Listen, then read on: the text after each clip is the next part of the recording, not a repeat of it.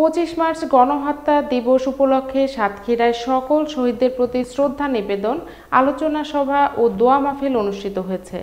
জেলা প্রশাসনের আয়োজনে বুধবার সকালে সরকারি উচ্চ বিদ্যালয়ের পিছনের বধ্যভূমিতে বিনম্র শ্রদ্ধা নিবেদন শেষে বিদ্যালয় প্রাঙ্গণে গণহত্যা দিবসে শহীদদের স্মরণে অনুষ্ঠিত দোয়া ও আলোচনা সভার জেলা প্রশাসক মোস্তাক আহমেদের সভাপতিত্বে বক্তব্য রাখেন জেলা পুলিশ সুপার মনিরুল ইসলাম, জেলা মুক্তিযুদ্ধ সংসদের সাবেক কমান্ডার মোশাররফ হোসেন মশু, অতিরিক্ত জেলা প্রশাসক বিষ্ণুপদ পাল, অতিরিক্ত পুলিশ সুপার ইমরান হোসেন সহ আরো অনেকে।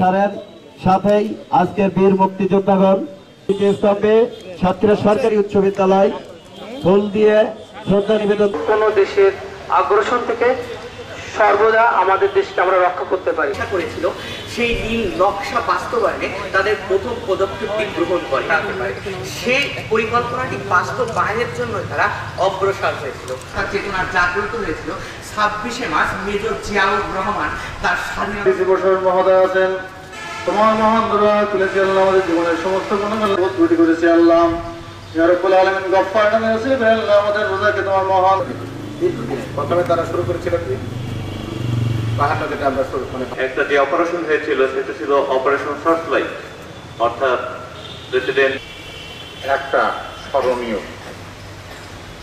কারণ